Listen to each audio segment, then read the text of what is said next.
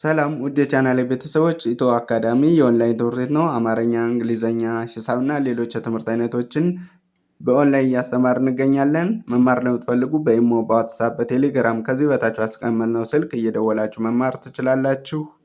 ሰላም ውድ የቻናሌ ቤተሰቦች በዛሬ ዝግጅታችን የአማርኛ ፊደላትን ቀለል ባለ መንገድ እንዴት ማንበብና ቅርጻቸውን መለየት እንደምትችሉ አሳያችኋለሁ። ለቻናሌ አዲስ የሆናችሁ ሰብስክራይብ፣ ላይክ፣ ሼር በማድረግ ቤተሰብ ያልሆናችሁ ቤተሰብ ሁኑ።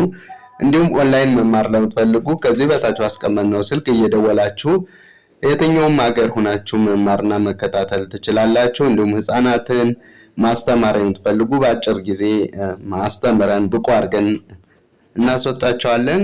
ቀጥታ ወደ ቪዲዮአችን ስንሄድ እቺ ሀ እቺ ለ ሀ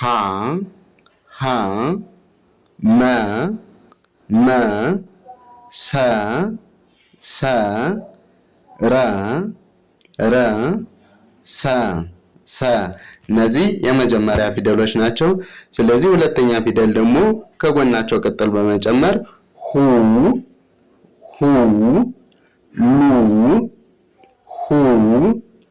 ሉ ሙ ሱ አንዴ ልድገመው ሁ ሉ ሙ ሱ። እሺ ሶስተኛ ፊደላት ደግሞ ከግራቸው ላይ ወደ ቀኝ ሸፈፍ በማድረግ ሶስተኛ ፊደላትን ኢሚል ድምጽ እንዲሰጥ አድርጋችሁ ታነባላችሁ። ስለዚህ ሂ ሚ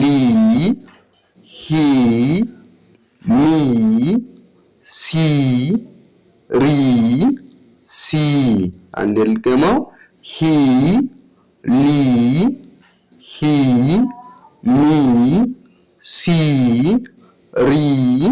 ሲ።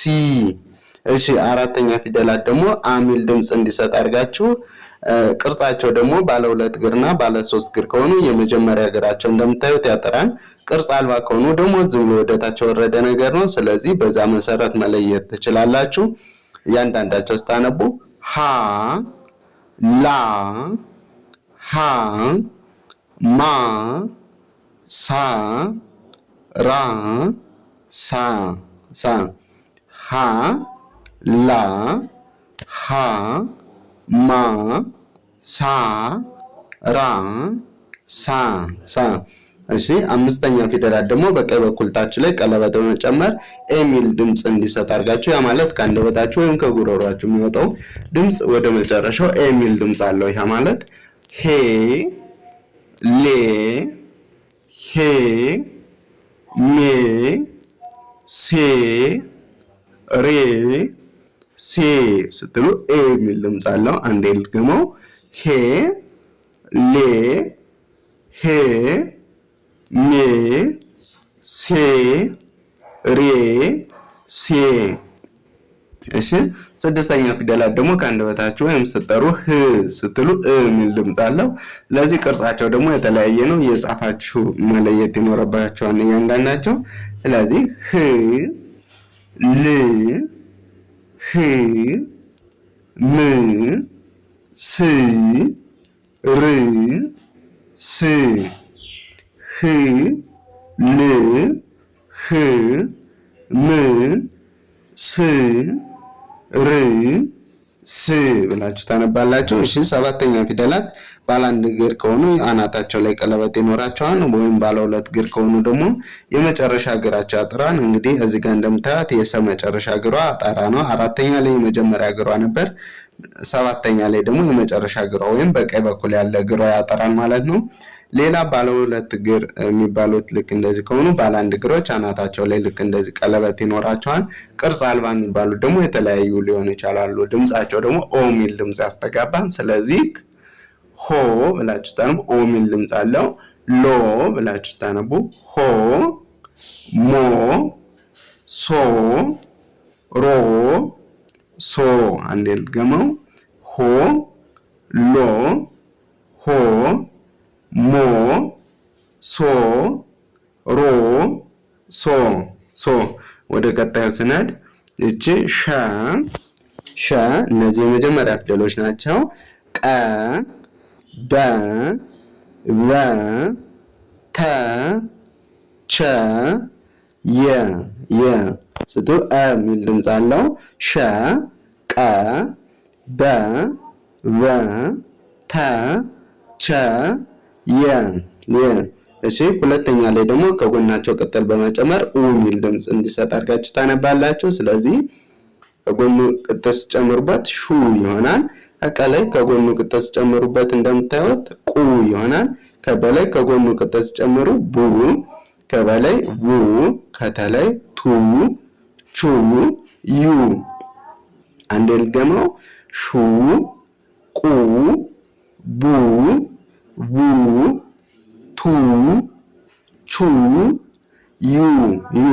እሺ ሶስተኛ ፊደል ለመጻፍ ደግሞ እግራቸው ላይ ከመጀመሪያ ፊደላት ላይ እግራቸው ላይ ቅጥል በመጨመር ሁለተኛ ከጎናቸው ነበር፣ ሶስተኛ ደግሞ በቀኝ በኩል ታች ጫማቸው ላይ ቅጥል ተጨምሩና ሶስተኛ ፊደል ኢ የሚል ድምፅ እንዲሰጥ አድርጋችሁ ታነቧቸዋላችሁ ማለት ነው። ስለዚህ ሺ ቂ ቢ ቪ ቲ ቺ ይ።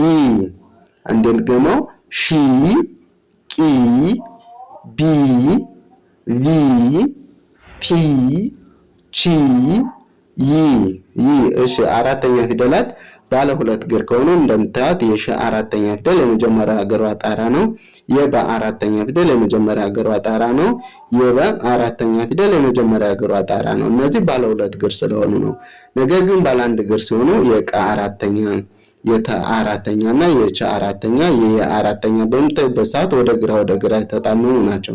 ስለዚህ አራተኛ ፊደላቸው ባለ አንድ እግር ከሆኑ ወደ ግራ ይጣመማሉ። ባለ ሁለት እግር ከሆኑ የመጀመሪያ እግራቸው ያጠራል። ድምጻቸው ደግሞ እያንዳንዳቸው ከአንደበታቸው ስታነቡ ሻ በምትሉበት ሰዓት አ የሚል ድምጽ አለው። ስለዚህ ሻ ቃ ባ ቫ ታ ቻ ያ አንዴ ልድገመው። ሻ ቃ ባ ቫ ታ ቻ ያ። እሺ አምስተኛ ፊደላት ደግሞ በቀኝ በኩል ታች ላይ ከመጀመሪያ ፊደላት ላይ ያ ማለት ከሸ ላይ አምስተኛ ፊደል ለመጻፍ በቀኝ በኩል ታች ላይ ቀለበት በመጨመር አምስተኛ ፊደል ይሆናል ማለት ነው። ሌሎችን በተመሳሳይ እያንዳንዳቸው ኤ የሚል ድምፅ አላቸው። ያ ማለት ስታነቡ ሼ በምትሉበት ሰዓት ኤ የሚል ድምፅ አለው። ሼ ቄ ቤ ቤ ቴ ቼ ዬ እንድገመው። ሼ ቄ ቤ ቤ ቴ ቼ ዬ። እሺ ስድስተኛ ላይ የተለያየ ቅርጽ ነው ያላቸው። የሚል ድምፅ ያ ማለት አንደበታችሁ መጨረሻ ላይ ስታነቡ ሽ ስትሉ ነው የምትሉ። ቅ ብ ብ ት ች ይ እንድገማው። ሽ ቅ ብ ብ ት ች ይ።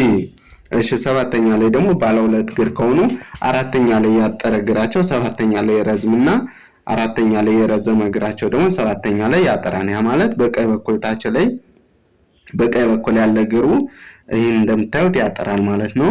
እዚህ ጋር እንደምታዩቸው ተመሳሳይ ናቸው። በቀኝ በኩል ያለ እግራቸው ባለ ሁለት እግር ከሆኑ ያጠራሉ።